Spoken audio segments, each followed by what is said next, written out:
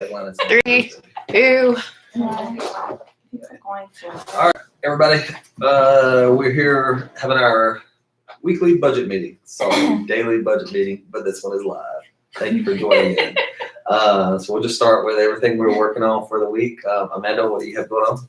I have a lot going on. Today I'm working on progress, getting those interviews done, and I have a scene interview in the magazine for the Amazing Animal section where we do the insects and bugs. And then also I have an interview with somebody. They're starting an after school program called Help with Homework or something like that. And so I'm gonna interview today and do a feature on that. And then I have an interview tomorrow with a student at Wiregrass. He's a homeschool dual enrolled student there. He owns his own fishing bait business. He's working part-time at Chick-fil-A, and he just secured a job with Steeda. Okay. So he has a lot going on. Gotcha. And he graduates in May with his associates. So I'm gonna do a profile on him. And the rest of it is just progress and sane all week. Okay. And Tom, how about you? Well, yesterday I helped Jill Nolan, our state reporter, work on a story that she did for SGMC pricing for procedures they do. We found out that it's very expensive to get a heart stent or to be diagnosed with a seizure, treated for a seizure, like $50,000. I don't know when that's going to publish, but be on the lookout for that. It was very interesting. If you're looking for how much it's going to cost to get a procedure done in SGMC, it's all available on their website. I did not know that. I had a fun hour just looking through all of that stuff.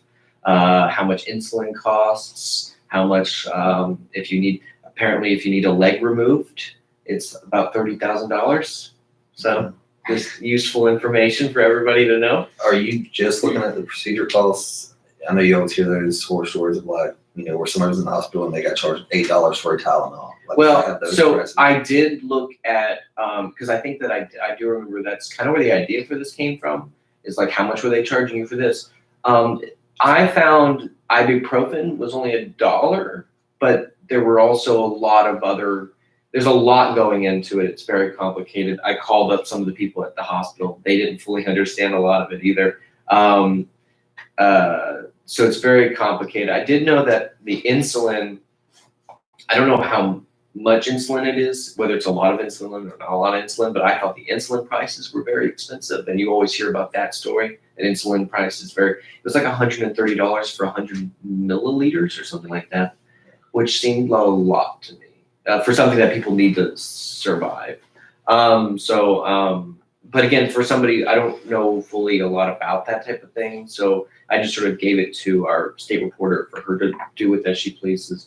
But if anybody out there knows that they're being charged a lot of money for this type of stuff, reach out to us. We'd be happy to talk. We would be interested in talking to patients to see if this tool, this pricing that is available on SGMC's website is helpful to you, if you know about it, and if you use it. So if you're out there, talk to us. Also yesterday, we had the brewery opened. We went to that, the grand opening. It was packed. Lines stretching nearly out the door. Really busy. We'll have that in tomorrow's paper with some photos. We spoke to some people out there who said, the brewery is something that they're surprised is in Valdosta. It's very modern and hip, which they were surprised about, but I think it's a good step for Valdosta and the city, and people seem to dig it. Around 5 o'clock, we had the most interesting thing that I've seen this year, which is the city and county governments, all cities, all 5 municipalities, I believe, were there, speaking with the county about service delivery, which is very interesting if you don't know about it, but it's sort of like the cities and counties sort of kind of butting heads over who gets to provide services to who inside the cities and the counties, and them sort of arguing about who gets to give water and sewer to one person, and what happens if you do give water and sewer to that person. Do they get annexed into the city? Do they not get annexed into the city? It was very combative at some points, but I think in the end they settled on something that could reach a conclusion. If you don't know, I think the County is, I'm not 100% sure about it, so I don't want to talk too much about it. I'm going to do a lot of research today, but it was very interesting last night. Okay. Lasted for about 2 hours. So, Caitlin? So, really, I only have one thing to report. I was at the Lowndes Board of Education meeting last night till about 8:30, so I was almost late to trivia. But basically, they give out awards. They